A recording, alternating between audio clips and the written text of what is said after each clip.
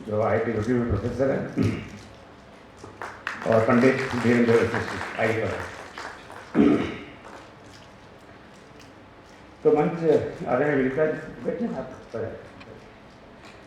तो इसके पहले कि मंच विनीता जी को दूँ, अब रामनवमी तो आ रही है, तो रामलला की बड़ी याद आ रही है। कितने दिन है रामनवमी में? पर लिखी हुई कविता कई साल पहले लिखी थी, पर बात तो वही रहती है। इस रामनवमी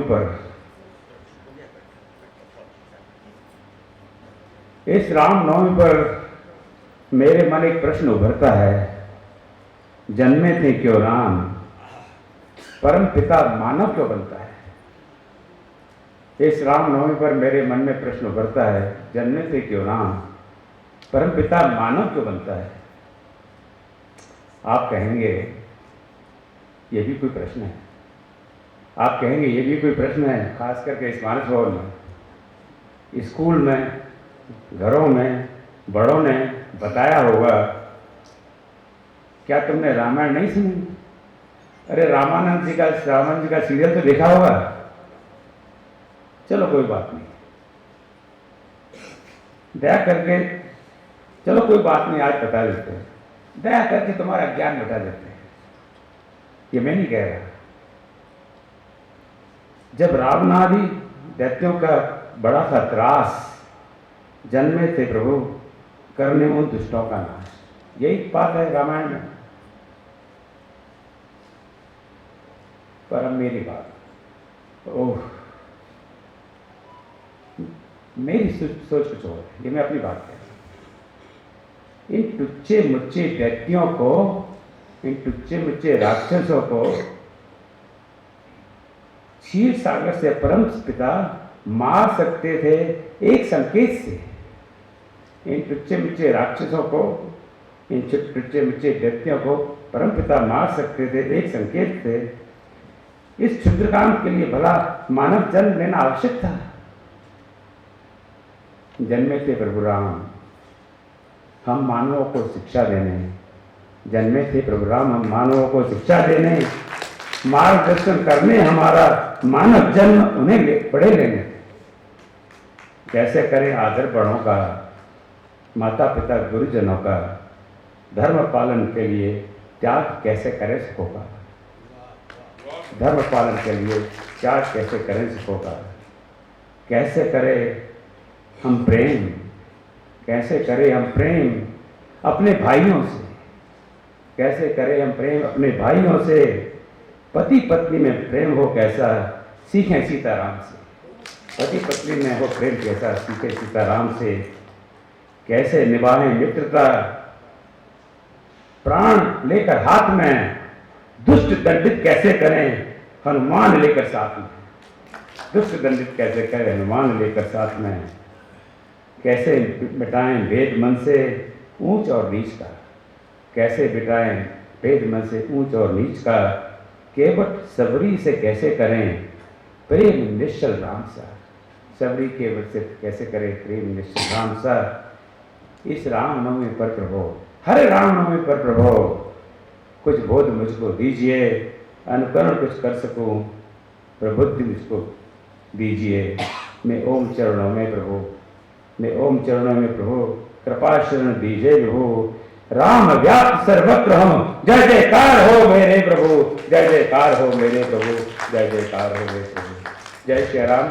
आदरणीय विनीता मिश्रा जी, अब आप मत संभालें। 5वें रामायण अधिवेशन की संपूर्णता की ओर अग्रसर हैं और सभी लोग अपनी अपनी संपन्नता की ओर। कितने लोगों को लग रहा है कि इस अधिवेशन के बाद वो सब और अधिक संपन्न होकर अपने घर की ओर जाएंगे। बहुत सुंदर। अभी ओम जी ने जो कविता के अधिवेशन और इस तरह की सत्संगति हमें उस ओर प्रेरित जरूर कर रही है, ऐसा मेरा विश्वास है। जीवन में जब भी दुविधा आई तो सुविधा बनी रामचरितमानस। जीवन का कोई ऐसा समस्या या कष्ट या संघर्ष नहीं था जब मुझे रामचरितमानस ने बल और मार्गदर्शन दोनों ना दिया हो। ऐसी रामचरितमानस के नायक राम उनकी भी कुछ दुविधा हो सकती है। इससे रूबरू कराने के लिए हमारे बीच उपस्थित हैं यथा नाम तथा गुण। हमारे पूरे रामचरित भवन के परिवार में अगर सबसे विनम्र कोई व्यक्ति है तो वो है श्री विनय शर्मा जी। हम लोग कल से यही बात कर रहे हैं कि यथा नाम तथा गुण अगर किसी को देखना हो तो वो विनय शर्मा जी हैं। मैं सादर उन्हें आमंत्रित करती हूँ कि वह राम जी की दुविधा इस पर अपना विशिष्ट वक्तव्य दे करके हम सभी को और अधिक संपन्न बनाएं। स्वागत है विनय शर्मा जी।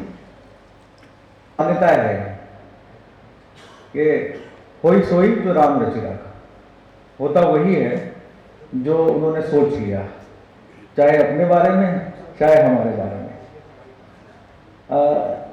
इस बात को पीछे अपने मस्तिष्क में रखते हुए हमेशा ही मेरे मन में कुछ प्रश्न आते हैं और ये वक्तव्य उसी से जुड़ा हुआ है जो मैं आपके सामने रख रहा हूं। इसमें दुविधाएं हैं और मुझे ये लगा कि हम सबकी दुविधा का सदैव उत्तर देने वाले वो खुद भी कभी दुविधा में पड़ जाते होंगे। कैसे पड़ जाते हैं, क्या होता है, इसके बारे में समझ नहीं है मेरे पास, लेकिन सोचते सोचते कुछ बातों पे चर्चा हुई और हम लोगों ने इस पेपर पे काम किया, इस वक्तव्य पे काम किया। तो छोड़ दिया। मैं उनके पास बैठता था कभी कभी उनके पास जाकर, तो उनसे चर्चा होती रहती थी और हमेशा ये बात होती थी। वो मुझसे बड़े प्यार से, मैं उनसे कहता था कि भगवान, वो बोलती थी कि मुझे इस समय कष्ट क्यों है, तो मैं उनसे कहता था कि वो कष्ट देता नहीं, वो हमारे साथ कष्ट स्वयं वो एक्सपीरियंस कर रहे होते हैं, वहन कर रहे होते हैं। तो बोलती थी वो कौन है, वो ऐसा होता है एक अवस्था के बाद भगवान बड़ों के लाडले हो जाते हैं, तो वो उनके लिए अपने जैसी बात करते। तो बोलती थी वो कौन है, जबकि वो ही मुझे पहले किसी समय हर मंगल अयोध्या लेके जाती थी। वहां पे पोस्टेड थे मेरे माता पिता जी, तो लेकर जाते। तो वो कहती थी कौन है वो, तो मैं कहता था कि भगवान है। तो बोली कहाँ है भगवान, मुझे दिखाओ। तो मेरे मुंह से निकलता था कि मेरे भगवान तो मेरे सामने बैठे हैं, आपके पता नहीं मुझे कहाँ है।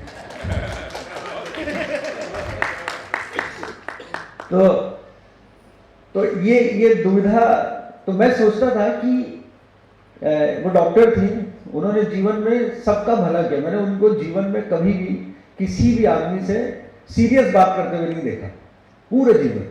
बहुत कष्ट है लेकिन बहुत विनम्र थी। तो मैं सोचता था कि इनको इस बात से दुविधा है कि भगवान मेरे साथ ये क्यों कर रहे। मैं ये सोचने लगा कि वो इनको दुविधा दे नहीं सकते, खुद भी उनके मन में दुविधा आती होगी। और ये बात मेरा ध्यान उस तरफ ले गई। जब हम लोग मंथन में चर्चा करते हैं, मैं गुरुजनों से, सुधीजनों से सीखता हूँ, तो पूरी मानस में अगर हम ये मान के चले कि ये उनकी स्वयं की रची लीला है और वो इसका पात्र बन गए, तो वो हर जगह कहीं ना कहीं पात्रता के रूप में भी दुविधा देख रहे हैं।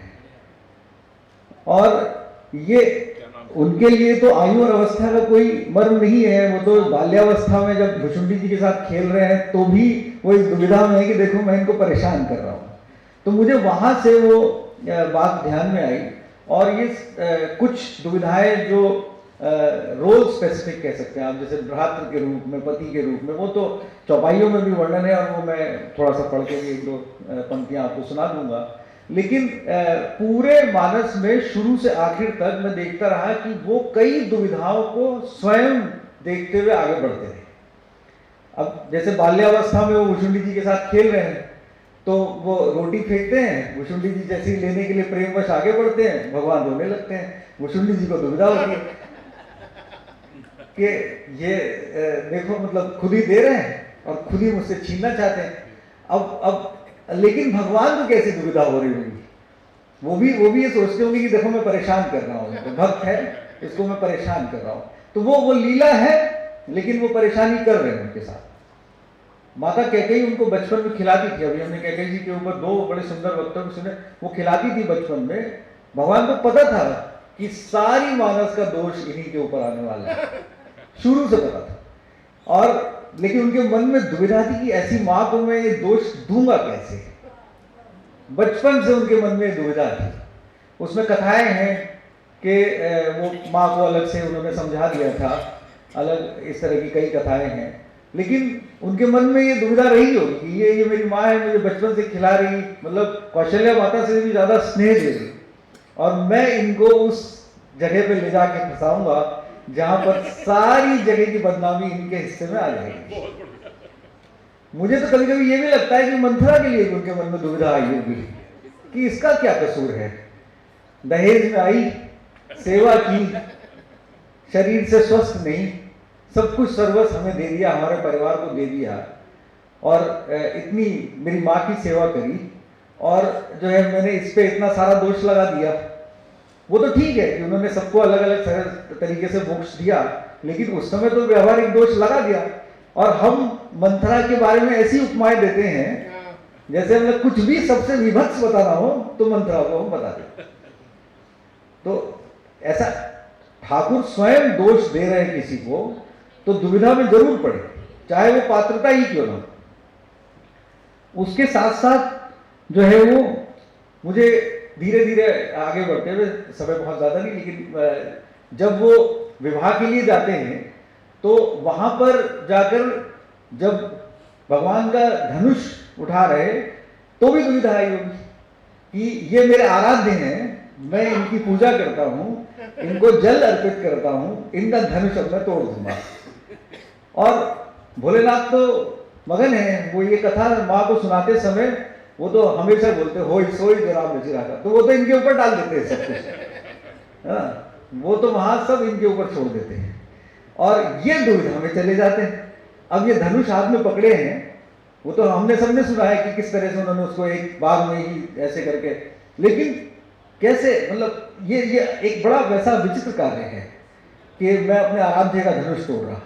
मैं कभी, हम लोग सब मंदिर जाते, कभी प्रणाम करते हैं, हमसे कोई चीज हिल जाए तो हम 10 बार क्षमा मांगते हैं। वो अपने आराध्य का धनुष तोड़ रहे हैं वहां पर विवाह के लिए, वो भी एक दुविधा है। राजा बनने के समय तो हमें सबको मालूम है उनके मन में कैसी दुविधा आई जब भरत जी, वो बड़ा सुंदर प्रकरण है कि उनको अपने बाल सफेद दिखाई पड़े। उन्होंने गुरु जी से कहा कि आप राम जी को कहें कि इनका राजा बनने का समय आ गया। सबसे पहले उनके मन में आता है कि मैं ही क्यों, मेरे भाई क्यों नहीं, मेरे भाई राज करें, मैं क्यों।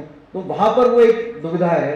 अब देखिए कैसे ठाकुर हर दुविधा के साथ आगे बढ़ रहे हैं और हमें बता रहे हैं कि ये दुविधाएं तुम्हारी नहीं है, ये सब रचना मेरी, और इसकी दुविधाएं भी मैं ही झेलता हूं।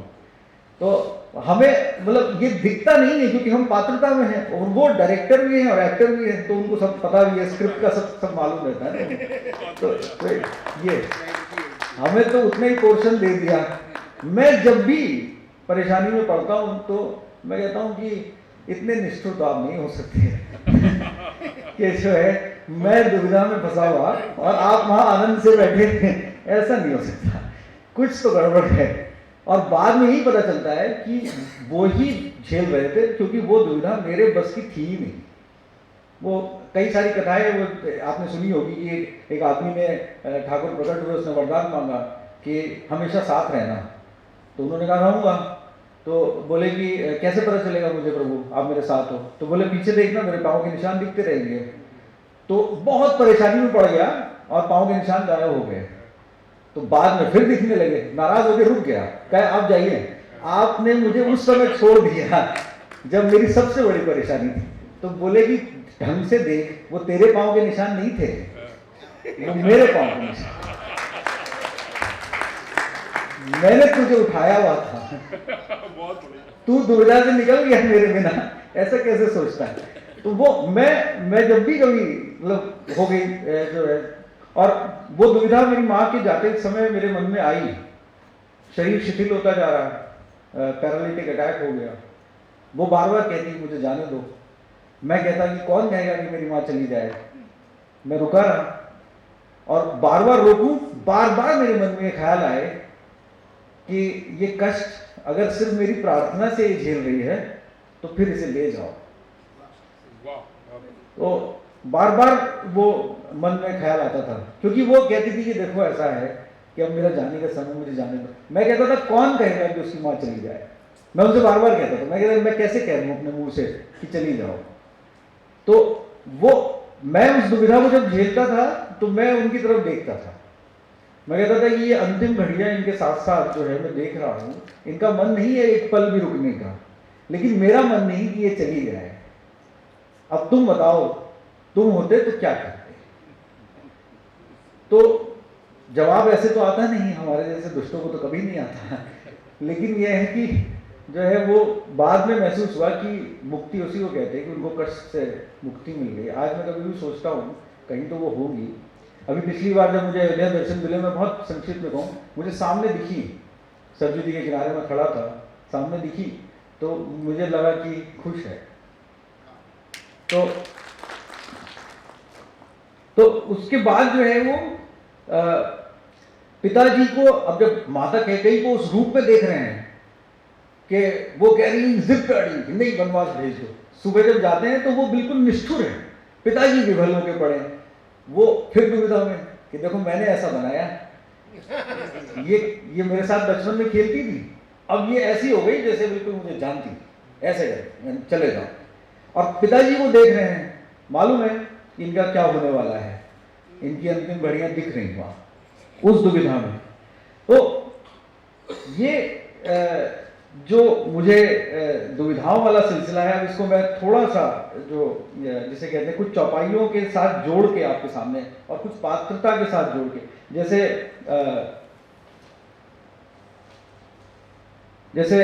भ्राता के रूप में ये चौपाइयां बड़ी फेमस है, मैं थोड़ी थोड़ी पढ़ के इसके बारे में कहूँगा। लखी लघुबन बुद्धि सकुचाई, करत बदन पर भरत बढ़ाई, भरत कहीं सोई किए भलाई, अस कहीं राम रहे अलगाई। अब जैसा तुम कहो वैसा करो, इसकी बड़ाई करने से मतलब उसके लिए क्या बात करनी है। तात तुम्हें में जानो नीके, करो कहा असमंजस जी के, राख राय सत्य मुहि त्यागी, तनु परिहरे प्रेम पंचला। तासु बचन मीटत मन सोचू, ते ही ते अधिक तुम्हार संकोचू। देखिए असमंजस बोले भगवान, यहाँ पे संकोच बोले, मतलब ठाकुर खुद असमंजस और संकोच में पड़ गए और ऐसी दुविधा में अपने आप को भरत जी के समक्ष सरेंडर कर गए। तो ऐसे ही मेरे मन में विचार आता है। तो मैं हमेशा डर के उनसे कहता हूँ, मैंने कहा ये काम आप मेरे साथ नहीं करना, मतलब भरत जी तो भरत जी, मेरे यूं मत कहना जैसा तुम चाहो ऐसा कर लो बड़ी गड़बड़ हो जाएगी, मेरे पास तो निर्णय शक्ति कुछ है नहीं। तो भरत जी को तो आपने वो क्षमता दी हुई थी। तापर गुरु मोही आय सुदीना, अवसी जो कहूं चहूं सोई कीना, जो तुम कहो। तो वो अब ये लेकिन कितनी बड़ी दुविधा है। और उधर हम सबको पता है, जैसे ही ठाकुर ये बोल रहे हैं इंद्र उधर हिले, वो कह रहे हैं कि वो माता सरस्वती कह रही है कि देखो क्या होने वाला है, और रावण उधर खुश है, बना और मना वापस ले जा, है ना। सब जगह जो है वो इम्बैलेंस क्रिएट हो गया। तो मैं सोच रहा हूं कि ठाकुर ये सोच रहे हैं कि ये सोचता होगा कि जो है वो मुझे इनका राक्षसों को नाश करना है, और वो जय है जिसको मैं वध करने मोक्ष देने जाऊंगा, वो मेरी प्रतीक्षा में है ना। वो बेचारा मतलब वो तो जन्मों से वहां खड़ा है, तपस्वी बना, विद्वान बना कि एक दिन मेरे काबिल बने ताकि मैं उसको जाके उसका वध करूं। तो वो वहां प्रतीक्षा कर रहा है। और ये अगर भरत ने कह दिया कि चलो तो मुसीबत हो जाएगी। तो लेकिन कैसी दुविधा, फिर भी उन्होंने कह दिया। तो इसके बाद जो है ये कुछ और चौपाइयां जल्दी से पढ़ दे। सबके और अंतर बसहु, जानो भाव को भाव, पुरजन जन्मी भरत हित, होई सो कही उपाव, आरत कहीं विचार न ताऊ। वो फिर वही वृतांत चल रहा है। सूझ जुआरी आपन दाऊ, सुनी मुनि बचन कहत रघुराव, नाथ तुम्हारे हाथ उठाओ। अब वो वापस डाल, ये हम सबके साथ होता है, हम वापस डाल देते हैं नहीं वो ये है उनके साथ। जब वो कहते हैं बार बार कि मैं ही देख लूंगा सब, मान जाओ मेरी बात, लेकिन हम तो भ्रमित हैं, पात्र हैं, सिर्फ स्क्रिप्ट उतनी ही पता है। और अक्सर जब मैं बात करता हूँ लोगों से तो 15 वर्ष की आयु से 70, 75, 80 के बीच का एक हमारे पास ग्राफ है, हम उसी में सोच पाते हैं यूजुअली। तो वो एक फैक्टर है। यही पे अधिक धर्म नहीं दूजा, सादर सासु ससुर पद पूजा। अब ये पति की दुविधा, माता को समझा रहे हैं, भवानी ये जगत जननी सीता जी ये सोच रहे हैं कि ये मुझे जंगल से डरा रहे हैं और ये कह रहे हैं कि यहाँ सेफ रहोगी, सास ससुर की पूजा करना, मुझे उनके बारे में बताना जब मैं लौटूंगा, मना रहे हैं। तो वो सोचती हैं कि भूल गए, डायरेक्टर साहब खुद ही भूल गए कि आपके साथ सबसे ज्यादा सेफ हूं मैं, है ना। मतलब भगवान के बगल में कौन कष्ट में रहेगा, भूल गए। लेकिन वो इतना ज्यादा इन्वॉल्व है अपने उसमें पात्रता में जो उन्होंने लीला रची है, मतलब तो वो फैक्टर उनके मन में है और वो उनको समझा रहे हैं। माँ का मर्म निभा रहे, पत्नी का मर्म निभा रहे, क्योंकि माता कह चुकी है तो कोमल है, इन्होंने कभी जमीन पे पाँव रखा नहीं, आपके साथ नंगे पैर कैसे चलेंगे, वो सब समझा रहे हैं। जीव जंतु होंगे, जानवर होंगे, सो तब सारी बातें होंगी। तब तक तुम कही कथा पुरानी, सुंदरी समझाए मधुबानी, कहूँ सुभाए सपत सत मोही, सुमुखी मात हित राखूं तोई, सुनहु प्रिया व्रत रुचिर सुशीला, मैं कछु करीबी ललित नदीला। अब यहाँ पर फिर माता को, अब यहाँ पर देखिए पत्नी को अलग करके अग्नि के हवाले करके सिक्योर करके समझा रहे कि मैं जाऊंगा, लीला करूंगा, फिर लौटूंगा। कष्टकारी कार्य है। भवानी सोचती होंगी कि ये स्क्रिप्ट पहले से देनी चाहिए थी, ये आधी आधी बताते रहते, है ना। तो वहां पे बोले कि जंगल ले चलो, यहाँ बोले कि मैं अग्नि के हवाले कर दूंगा, फिर निकालूंगा। और जो बाहर के लोग हैं उनको किसी को पता नहीं, ये स्क्रिप्ट का हिस्सा सिर्फ मुझे पता है, लक्ष्मण जी तक को नहीं पता, तो वो पूछ भी नहीं सकती किसी से। अब उनकी समस्या ये कि बाद में वो सारे किस्म के जितने भी हमारे डिस्कशंस हैं कि सीता जी ने ऐसा हुआ उनके साथ, वो सारी जो चीजें हैं वो व्यवहारिक दृष्टि से ठाकुर दोष भी ले रहे हैं उस दुविधा का वहां पर। तो वो एक फैक्टर। तुम पावक बहु करो निवासा, जो लगी करो निशाचर नासन, जब ही राम सब कहा बखानी, प्रभु पद धरी ये अनल समानी, निज प्रतिबिंब राखित है सीता, तैसे ही सील रूप सुविनीता। तो वो एक फैक्टर हो गया। और उसके बाद जो है वो ये सब हमको पता है शिष्य के रूप में दुविधा। जब गुरु जी को कहते हैं कि अब आप यहाँ से वापस चले जाइए, मिथिला नरेश भी परेशान है, सब परेशान है, गुरु जी को कह रहे हैं कि अब आप वापस, गुरु को ये कहना कि आप वापस घर चले जाइए, ये अपने आप में दुविधा है। गुरु से इतनी, ठाकुर जो गुरु के चरणों को सबसे पहले भाग के प्रणाम करते हैं, अब उनसे कहना कि आप घर चले जाइए, समझ ही नहीं पा रहे। यहां पर भी संकोच का इस्तेमाल प्रयोग जो है गोस्वामी ने किया। मित्र के रूप में तो कई दुविधाएं उनके सामने रही हैं, जो कई लेवल पर हमने देखी हैं, जो मित्रता निभाते, चाहे वो निषाद राज के रूप में, हनुमान जी के साथ तो उनको पता नहीं कितनी दुविधाएं रही। हनुमान जी को तो दुविधा में डाले ही रहते थे। हनुमान जी के साथ तो उनका ऐसा था कि चलो ये तो मतलब शंकर भगवान स्वयं आए हैं तो ये झेल है, बोले बाबा है ना। तो वो मित्र के रूप में दुविधा, वो चौपाइयां में नहीं पढ़ूंगा, समय की जो है वो मर्यादा है। और एक अरी के रूप में जो लास्ट में कहना चाहता हूं, दुश्मन के रूप में भी उनके मन में दुविधा है। बाली ने उनसे बहुत कष्ट से कही थी ये बात कि धर्म हेतु तो अवतरण गुसाई, मारो मोई व्याध गिनाए।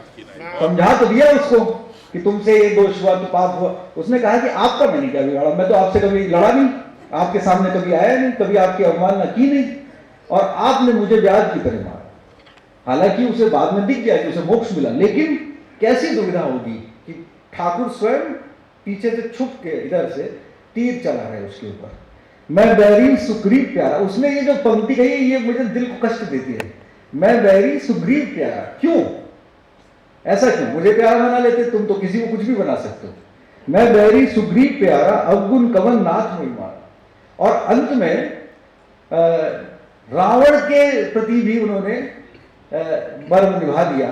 आप देखिए कई पंक्तियों में जहां तेहि मध्य कौशल राज सुंदर श्याम तन शोभा लही, जनु इंद्र धनुष अनेक की बरबारी तुम तमाल ही, प्रभु दे की हर्ष विषाद उर सुर बदत जय जय जय करी, रघुवीर एक ही तीर को अपनी निवेश महु माया है। वो उसकी माया का मर्म रखने के लिए आराम से बैठे बीच में, जब चाहे छुड़ा सकते, लेकिन उसकी माया का मर्म रखा। कई बार ठिठोली की उसने, जब तीर चलाया, सिर कटा, हाथ कटे, वो फिर हंसता है, उसकी हंसी को सहन कर रहे, कह रहे कि चल ठीक है, तू भी खुश है, तेरे लिए तो मैं आया अंत में, है ना, तो तू भी निभा ले, अपना सिर कट जाए, हाथ कट जाए, कुछ भी हो, कोई बात नहीं, तुझे खत्म करना क्या वो तो मुझे पता। विभीषण जी का मर्म निभा रहे, उनसे पूछ रहे क्या करूं, सबका मर्म निभा, लेकिन यहां पे दुविधा में है कि अगर एक तीर से मारूं तो खत्म हो जाए, पता नहीं फिर इसकी अवमानना होगी ना, ये पराक्रमी कहलाता है, इसकी अवमानना कर दूं, ये मेरा ही जय है, इसकी अवमानना कैसे करूं। तो ये जो है संक्षेप में मैं इस दुविधा को जो मेरे मन में भी रहती है वो आपके सामने रखने का प्रयास कर रहा था। अंत में बस एक छोटी सी बात कहकर खत्म करता हूं कि राजा के रूप में भी उनकी बहुत सारी दुविधाएं हैं। मुझे कभी कभी ऐसा लगता है जो व्यवहारिक है वो अपनी इस बनाई हुई दुनिया में हमारे बनाए हुए कई नियमों को, उन्होंने वर्ण व्यवस्था को, इस व्यवस्था को देखा होगा, परेशान तो हुए ही होंगे कि मैं तुमको सब कुछ सीधा करके देता हूं, तुम सब कुछ उसमें कुछ ना कुछ गड़बड़ कर डालते है ना, जब चाहते हो जैसा चाहे, भाषा से विरोध कर लेते हो, कभी समाज से उसमें कुछ टुकड़े करते हो, लेकिन फिर वो सुधारने के लिए आ जाते। तो हर प्रकार की और प्रभु के रूप में मैं अब ये यहां पर सिर्फ अपनी बात कह रहा, बिल्कुल अपनी बात, और हो सकता है ये हम सबके हृदय में ऐसा कभी कभी आता हो। ये मेरा अंतिम एक आपसे निवेदन है कि मेरा प्रारब्ध, मतलब मैं जो भी इस शरीर में पैदा हुआ, मेरा प्रारब्ध और उत्तरार्ध उनको सब पता है, उन्होंने ही मुझे बनाया, और उनका बनाया हुआ मैं जब विफल होता हूं तो जरूर दुविधा में आते होंगे, ऐसा हो ही नहीं सकता तो दुविधा में नहीं आते होंगे। और मैं जब उस दुविधा से बाहर निकलने का प्रयास मेरे मन में आता है तो अब आप सबकी कृपा से मेरे मन में एक ख्याल आता है कि मुझसे गलती हुई, मैंने आपको दुविधा में डाला। इसी के साथ और आपके रूप में प्रभु की कृपा, जा पर कृपा राम के होई, ता पर कृपा करे सब कोई। और जब राम की कृपा हो जाती है तो मोर सुधारे सो सब भांति, जा सुकृपा नहीं कृपा घाती। तो ये कृपा बनी रहे और हमारे जीवन की दुविधाएं वो इसी तरह हमें गोद में लेकर दूर करता रहे। बहुत सुंदर वक्तव्य। और अब मैं सादर आमंत्रित करती हूँ पंडित धीरेन्द्र वशिष्ठ जी को, जो हमारे लखनऊ से पधारे हैं। जो पधारे हैं हमारे लखनऊ से। और इनके विषय आए हमार लक्ष्मणऊ। तो याद बात हम कह ली। लखनऊ के प्रसिद्ध साहित्यकार रहे हैं स्वर्गीय श्री योगेश प्रवीण जी। उन्होंने लखनऊ जो नाम है शहर का, उसके बारे में बताया था कि लक्ष्मणपुर, सभी कहते हैं कि इसका प्राचीन नाम लक्ष्मणपुर, फिर अवधि का प्रभाव होते होते लखनपुर, और जब बड़े नगर से सिमटने लगा तो लखनमऊ हो गया। मऊ शब्द उधर बहुत लगता है, यहाँ भी लगता होगा। तो लखनऊ को जब जल्दी जल्दी बोला जाने लगा तो लखनऊ हो गया। तो मैं पंडित धीरेन्द्र वशिष्ठ जी को बहुत सम्मान के साथ स्वागत करती हूँ, और उनका वक्तव्य प्रस्तुत करने से पहले मैं उन्हें श्रीफल देकर के सम्मानित भी करना चाहती हूँ।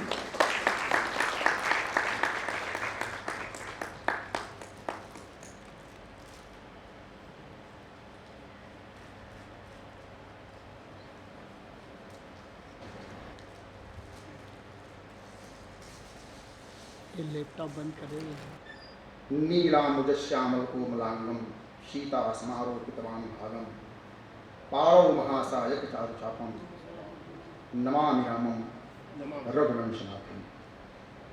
श्री सीतानाथ समारंभां श्री रामानंदार्य मध्यमाम् अस्मदाचार्य पर्यन्तां वंदे श्री गुरु परंपराम्। आज मां गोमती के पावन तट पर भगवान श्री लक्ष्मण जी के द्वारा बसाई गई पावन महानगरी लक्ष्मणपुरी से दास आया है। समस्त लक्ष्मणपुरी वासियों की ओर से आप सभी को सादर प्रणाम निवेदित। हमारे लक्ष्य मनोज जय श्री राम जय सिया राम हम समस्त जन बोलते हैं, परंतु हम कभी जय हो लक्ष्मण जी की नहीं बोलते। दास गोस्वामी तुलसीदास जी महाराज रचित श्री लक्ष्मण स्तुति से अपना वक्तव्य प्रारंभ करेगा। सच्चे भाव के साथ आइए हम सब भगवान लखनलाल की स्तुति गाएं। जयति लक्ष्मणानंत भगवंत भूधर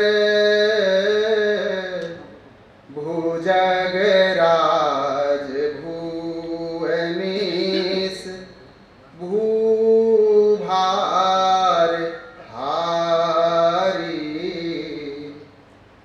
प्रलय पावक महाज्वाल वामाला मन समन संताप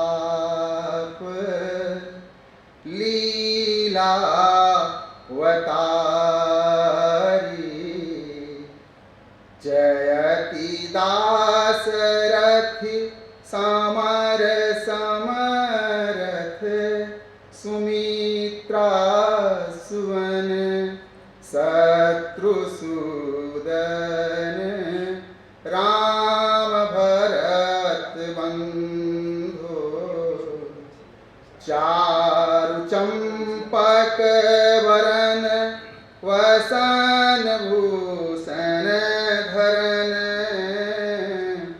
दिव्यतर भव्य लावण्य सिंधो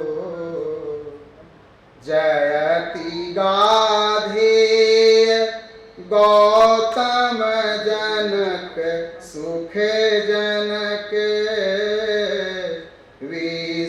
विश्वकंटक कुटिल कोटि हंता वचन चय चातुरी परशुधर गर्भहर सर्वदा राम भद्रानुगंता जयति सीतेश सेवा सरस विषय रस निरस निरूपाधि धुर धर्मधारी विपुल बल मूल सारदूल विक्रम जलद नाद मर्दन महावीर भारी जयति संग्राम सागर भयंकर तरन राम हित करण बरबाहु सेतु उर्मिला रमन कल्याण मंगल भवन दास तुलसी दोष दावन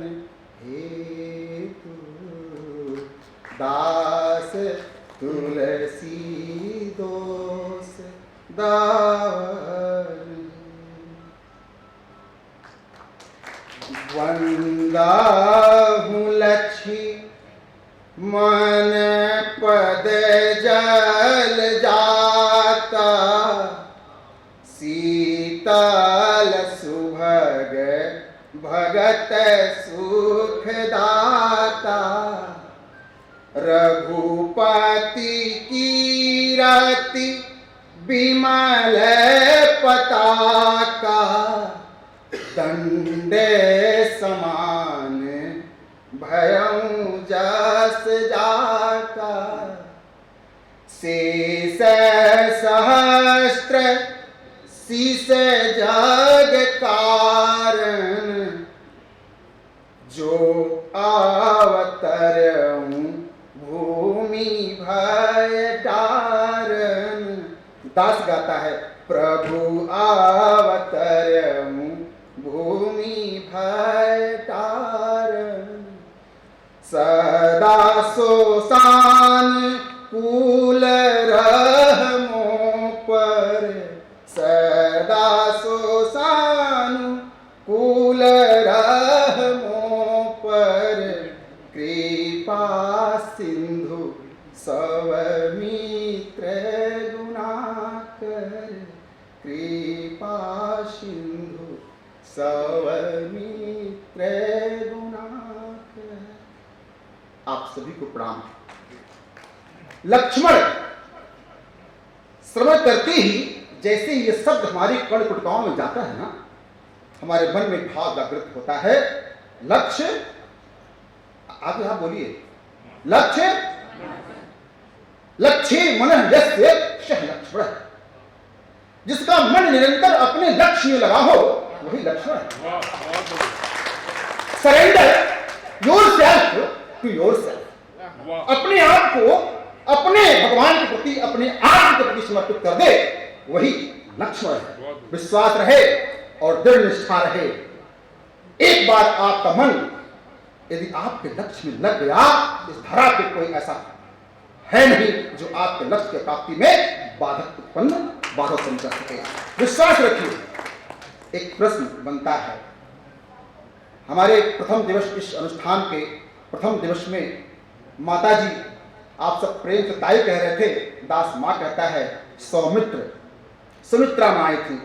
दास ने गाया सदा सुसान कूल रहमो पर और कृपा सिंधु सौमित्र गुनाकर। वहां से प्रणाम करते हुए, औपचारिकता में मन से प्रणाम नहीं कर पाया, लेकिन वहां से प्रणाम करते हुए और हमारे समक्ष रघुनंदन जी बैठे हुए, उनको प्रणाम करते हुए, ओम का जाप करते हुए आइए हम और सब, आप सब लक्ष्य है क्या जानिए। आज का जो अनुष्ठान है, मैं तो इसको अनुष्ठान ही कहता हूं, क्योंकि मां सुमित्रा ने कहा था ये मंच नहीं है, ये व्यासपीठ है, और व्यासपीठ से उद्बोधन नहीं, कथा गाई जाती है, अनुष्ठान किए जाते हैं। तो इस अनुष्ठान में हम क्यों आए हैं, हमारा लक्ष्य क्या है। आदरणीय श्रीमान ओम गुप्ता जी और हमारे लखनऊ से पधारे श्रीमान ओम नीरो जी, दोनों से प्रश्न है, दोनों ओम से प्रश्न है, हम यहां क्यों आए,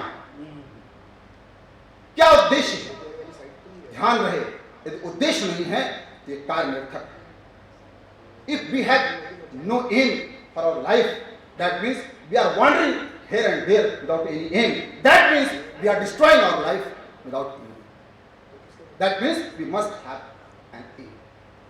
तो लक्ष्य क्या है, हो आपके जीवन का लक्ष्य आप जाने। दास के जीवन का लक्ष्य यह है, जगत गुरु रामानंदाचार्य स्वामी श्री रामभद्राचार्य जी महाराज ने मुझे बोध कराया कि पुत्र आप अवध के बस्ती से उत्पन्न हो, बस्ती में उत्पन्न हो, जो भगवान वशिष्ठ की पावन नगरी है। और मेरा सौभाग्य देखिए, मैं भगवान राम के कुल गुरु का वंशज धीरेन्द्र वशिष्ठ, जिनके गोद में राम लक्ष्मण भरत शत्रुघ्न खेले। और 2017 में गुरुदेव ने आदेश किया कि लखनऊ भगवान लक्ष्मण जी की नगरी है, परंतु दुर्भाग्य है यहाँ के लोगों का कि इन्होंने अपने स्थान देवता को प्रणाम नहीं किया। स्थान देवता को नमः। आज ही संकल्प होता है तो स्थान देवता को प्रणाम करते हैं, और संकल्प में लक्ष्मणपुरी नगरी ही कहते हैं।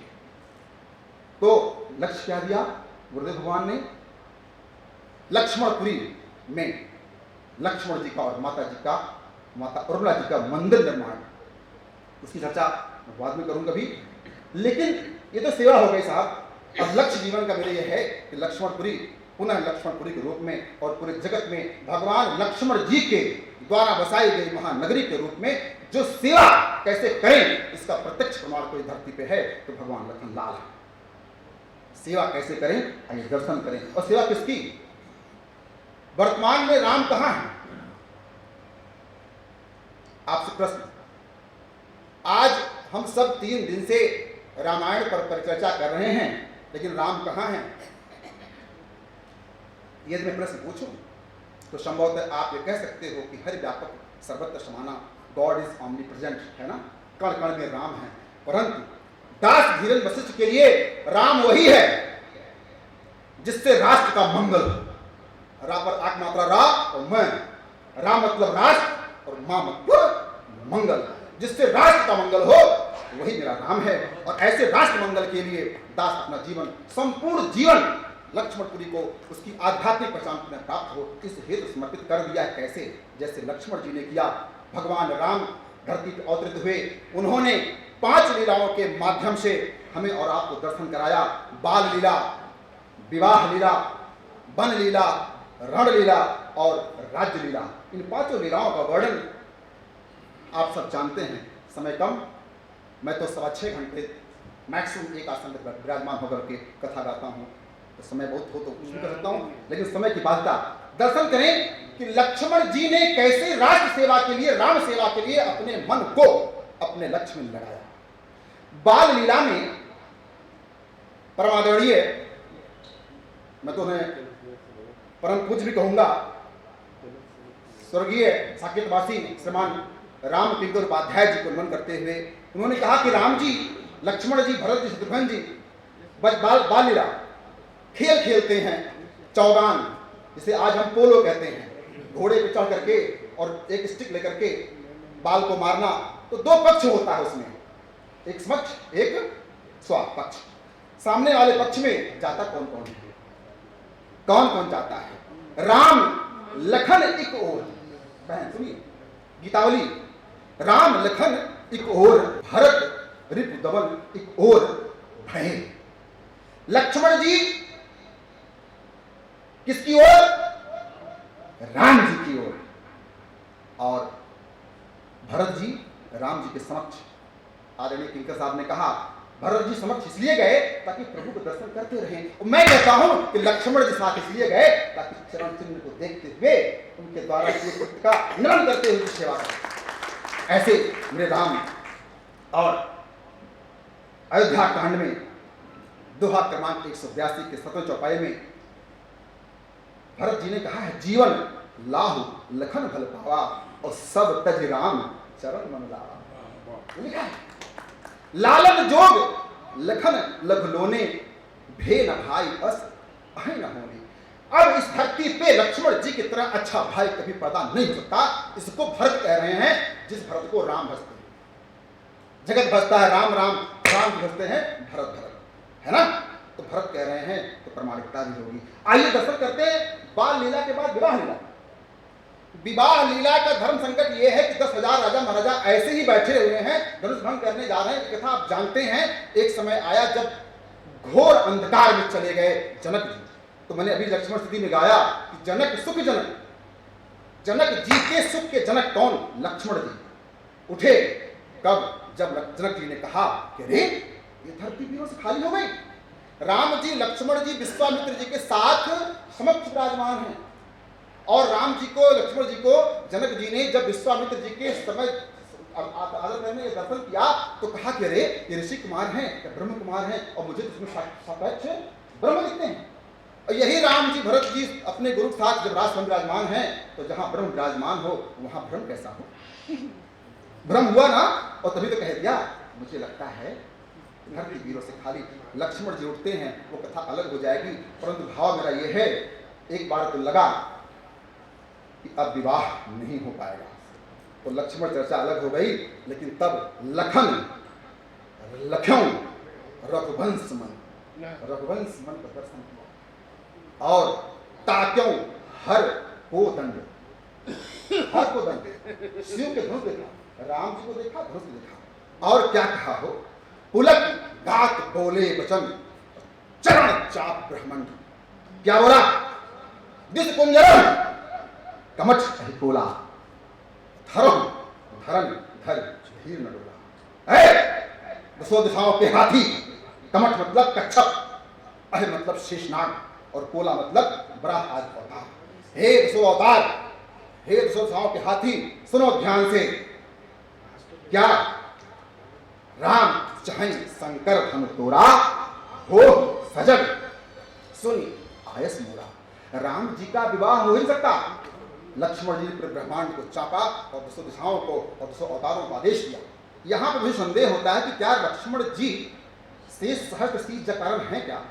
नहीं। एक मैं पुनः अगली बार जब ओम जी पंचमी खस्तम बताएंगे तो दास धर्म से बताएगा कि लक्ष्मण जी भी भगवान विष्णु के ही अवतार हैं। ये बताऊंगा मैं कब? फर्स्ट अंतरराष्ट्रीय रामायण अधिवेशन में। आज का भाव ये है कि तब क्या हुआ हो? तब राम जी उठे और तब विश्वामित्र जी का विवेक काम आया और कहा क्या? उठा हूं राम भंजो भव चापा और मेट तात। तब विश्वामित्र जी को भी ध्यान आया क्यों? लक्ष्मण जी के उस प्रकाश से दर्शन हुआ। विश्वामित्र जी को आदेश दिया और धनुष भंग हुआ। अब धनुष भंग हुआ तो एक समस्या और आ गई प्रभु जी। समस्या ये आई कि भगवान परशुराम को सुनाई पड़ा, अरे मेरे इष्ट के धनुष को किसने तोड़ा? संक्षेप में परशुराम संवाद बड़ा आनंददायक होता है, लेकिन ज्ञान वर्धक बात इसमें यह है कि लक्ष्मण जी ही क्यों उठे हो प्रथमतः, क्योंकि उनको लगा धनुष भंग हो गया, माता जानकी ने तो वरमाला पहना दिया, अब ये आए हैं 21 बार क्षत्रिय विहीन कर चुके हैं और परस के साथ आए हैं। परस क्या है?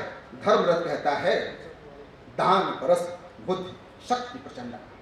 लंका कांड जब विभीषण जी कहते हैं कि आप प्रभु कैसे विजय प्राप्त करेंगे, तो विजय सवाल है।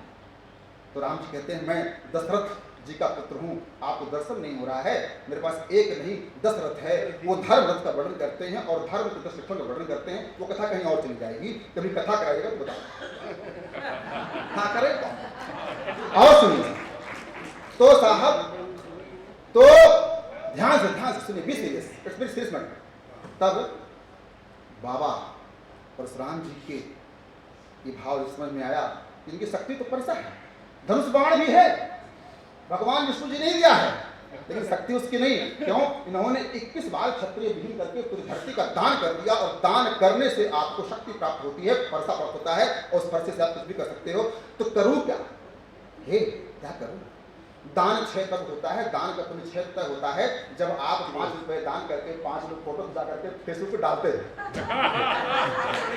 आपका दान सीताराम।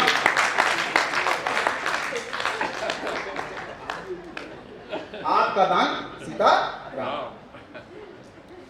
अब लक्ष्मण, आपको ये बात समझ में आ रही है ना? तो क्या लक्ष्मण जी को समझ में नहीं आ रही थी? आई तो उन्होंने कहा अच्छा ये तो मार ही डालेंगे, इनका स्वभाव है। तो उन्होंने कहा कि अरे प्रभु आप तो इतना विकराल रूप ढाल करके आए हैं और बार बार धनुष कह रहे हैं, और ऐसी धनुष तो हमने बचपन में एक नहीं हजारों तोड़ी। और उग्र और उग्र और उग्र और उग्र। क्यों?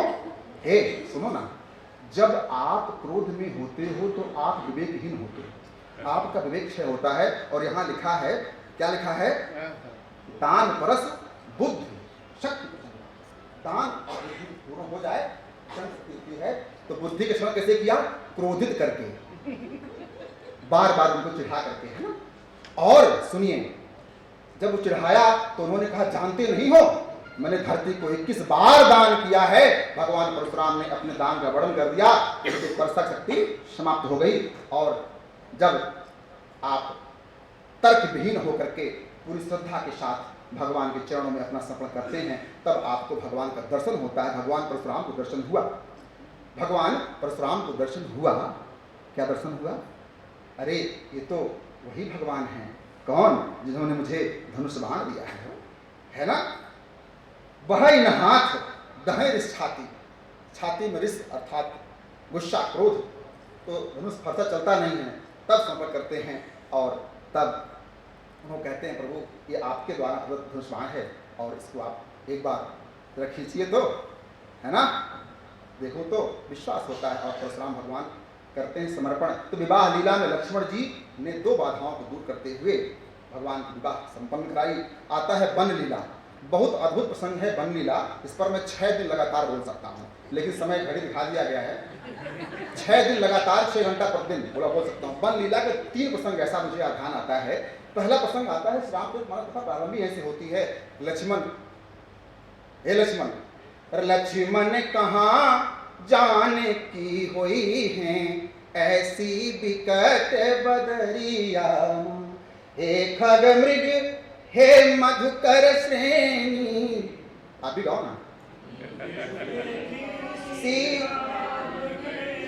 प्रथम दिवस एक IITian आई थी बिटिया यहाँ पे, मैंने उससे पूछा, उसने कहा कि प्रकृति की पूजा, और उसने लास्ट में कहा कि यदि हम मंत्रोच्चारण करते हैं तो हमारे DNA में प्रभाव पड़ता है। मैंने उसको रिक्वेस्ट किया, बेटा मैं साधु हूँ, प्रमाणिकता मुझे चाहिए वैज्ञानिक। अच्छा सुनिए, I am post graduate in English literature.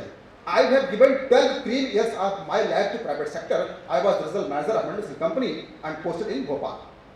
I have given 2 years to MP. तो वो अलग पार्ट है। At the age of 36, I have taken U-turn from wrong side to right side. And 10 वर्ष पूर्व मैंने संन्यास लिया। दुर्भाग्य से मैं विवाहित भी हूँ, और जिस तरह से उर्मिला, हाँ दुर्भाग्य से, नहीं तो मेरे गुरुदेव ने आज मुझे बनाते महामंडलेश्वर कहीं का, लेकिन कोई बात नहीं। सौभाग्य मेरा यह है कि जो कुछ मैं गाता हूँ तो मेरी उर्मिला अर्थात मेरी वीणा ही मुझे सिखाती है। वीणा मिश्रा उसका नाम है। अब मैं 750 पद गा लेता हूँ, ये सौभाग्य हुआ। लेकिन आइए, वन लीला में एक प्रसंग आता है। सती जी आती है, किस लिए? कथा लंबी होगी, संक्षेप में। सती जी समझ लीजिए, सती जी आती है किस लिए? परीक्षा लेने के लिए आती है ना। आती कि नहीं आती? आती है तो अभी बताओ, कुछ समय कम लगेगा। लक्ष्मण दीख उमाकृत वेशा, है ना, और चकित भये भ्रम हृदय विषय। लोग कहते हैं सती जी आए तो उमाकृत क्यों वेशा लिखा? लक्ष्मण दीख उमाकृत वेशा क्यों? अरे जैसे आज उई माँ कहते हैं ना, ये उमा, लक्ष्मण दीख उमाकृत वेशा, उमा। अरे ये तो सती जी हैं, मेरी माँ का रूप धारण करके आई हैं, क्योंकि सुमित्रा माँ ने कहा था कि तात तुम्हें मात वैदेही। जब देवताओं के कार्य के लिए मेरी माँ अवतरित होकर के लीला कर रही है, उसका अपहरण हो चुका है, और यही देवता मेरी माँ का परिहास कर रहे हैं और मर्यादा भंग कर रहे हैं माताओं का। हमारे भारत की परंपरा है, पत्नी पति की चलती है पीछे। ये दुर्भाग्य है कि आज पत्नियां आगे चल रही हैं तो कष्ट भी भोग रही हैं, उनका वो जाने, मुझे नहीं पता कैसे चलती हैं।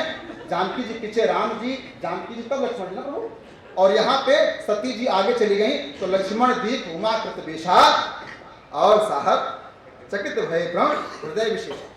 चकित हो गए, पहचान लिया राम जी पास, प्रभु लगता कोई आ गई, मैं भी कहो तो तलवार निकालूं, नाक कान काटूं। तो राम जी कहते हैं नहीं प्रभु, नहीं पुत्र, आओ इन्हें प्रणाम करते हैं, ये मेरे परीक्षक हैं, गुरु हैं, परीक्षा लेने आए। तो रसूल ने कहा कि आप प्रणाम कीजिए रघुनंदन जी। लक्ष्मण प्रणाम नहीं करेगा, क्यों? अरे इन्होंने मेरी माँ का परिहास किया, सीता जी का परिहास किया। सीता जी रामानुजाचार्य संप्रदाय के प्रथम आचार्य हैं, जिनके शिष्य हनुमान जी महाराज हैं और करोड़ों शिष्य हैं। तो आचार्यों का उन्होंने परिहास किया। सीता मैया भक्ति मैया हैं, भक्ति का परिहास किया, और हमारी माँ का परिहास किया, भारत की नारी का परिहास किया। भगवान लक्ष्मण प्रणाम नहीं करते, बल्कि भगवान लक्ष्मण की क्रोधाग्नि में जल करके सती जी को कंखल में अपने प्राण का त्याग करना पड़ता है। एक प्रसंग और आता है, राम जी की मर्यादा क्या है? पर नारी पर दृष्टि डाली। सुप्रखा आई, आप सुंदर कोई नर नहीं, हम सुंदर कोई नारी नहीं, और संयोग हो जाए। लक्ष्मण जी समझे तो क्या किए? तलवार निकाले और एक ही बार में नाक और कान काट लिया। आज राष्ट्र को भी लक्ष्मण की आवश्यकता है। जब राम के चित्र पर दाग लगाने कोई आए, वर्तमान में राम जी की अति उदारता काम नहीं आएगी, लक्ष्मण जी का दंड देने का कार्य भी काम में आएगा। तो मुझे लक्ष्मण की आवश्यकता है। और रणलीला में तो साहब बहुत अद्भुत कृत्य हुआ हो। रणलीला का एक प्रसंग है, लक्ष्मण जी विभीषण को लेकर के जाते हैं मारने इंद्रजीत को। इंद्रजीत कहता है कि तुम तो अभी तक कुलद्रोही थे, अब पुत्रद्रोही भी हो गए हो। तो वीर घातनी छाड़िस सांगी और तेज पुंज लक्ष्मण उर लागी। लक्ष्मण के उर में लग गया। क्यों लगा? Vibhishan ji, give me 2 minutes more, I need only 2 minutes. तो लक्ष्मण जी ने क्या किया हो? इस जगत में कोई है ऐसा भाई जो अपने भाई के वचन पूर्ण करने के लिए लक्ष्मण जी को लगा कि ये वीर घातकी मार रहा है, मर जाएगा। और तब मेरे भैया ने किसको लंकेश कहा था, एक बार नहीं 2 बार कहा था, जब इसने आत्मसमर्पण किया था तब, तो मेरे रघुकुल की परंपरा नष्ट हो जाएगी। विभीषण को हटा करके लक्ष्मण जी के अपने छाती फैला करके और उस वीर घातनी को समर्पित कर लिया। और गीतावली में लिखा बाबा ने, मेरे पन की लाज निहालो हठ प्रिय प्राण दहे। राम जी कहते हैं कि ये मेरे प्राण को बचाने के लिए, मेरे वचन बचाने के लिए इसने मेरे प्राण दे दिए। और समय बारंबार निर्णय किया जा रहा है। एक आता है राजलीला। राजलीला में भी धर्म संकट में परमात्मा जब आए, कब आए? लोग कहते जानकी जी का दोबारा अपना नहीं हुआ, मैं भी मानता हूं, लेकिन यदि आए हैं तो लक्ष्मण जी ने क्या किया हो? धर्म संकट के घड़ी में लक्ष्मण जी ही जानकी जी को लेकर के कहाँ आए?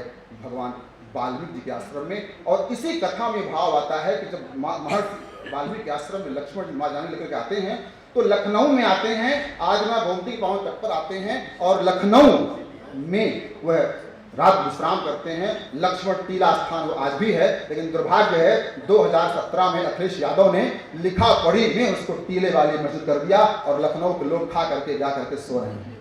आप सबसे भी विनती है, ओम निरोजी हैं, हमारी बहन पांडे जी हैं, विनोद जी आइए साथ दीजिए। और रणलीला में, विवाह लीला में, बाल लीला में कैसे समर्पण करें, अर्थात भगवान की सेवा कैसे करें। यदि कोई सीखना है आपको तो प्रत्यक्ष प्रमाण लक्ष्मण जी हैं। राष्ट्र की सेवा कैसे करें, लक्ष्मण जी की तरह करें तो राष्ट्र मंगल होगा। और जाग रहा है कौन धनुर्धर जबकि भुवन पर सोता है ना। गुप्ता जी ने लिखा, गुप्ता जी बैठे हैं। लखनऊ एक पद है, मेरे गुरुदेव भगवान कहते हैं, अरे वाह, लखनऊ लखनऊ को देख, अरे मुझे लगता अभी भी यही कहीं लखन मेरा जगता अभी भी विराज रही गोमती की धारा, अभी भी विराज रही। चलिए गायन बाद में होगा, संकेत है आप सभी को नमन, बाड़ी को विराम, प्रेम से जय श्री राम। और सभी लखनऊ पर आइए तो आइए और विनय पत्रिका के पद संख्या 38 श्री लक्ष्मण स्तुति है, उसे गाइए तो क्या प्राप्त होगा? लक्ष्मणो लक्ष्मी संपन्न, आपको धन की प्राप्ति होगी। इसकी प्राप्ति होती। जय श्री राम, नमो राघवाय। बहन गीता जी के सम्मान माथे पर, सीताराम।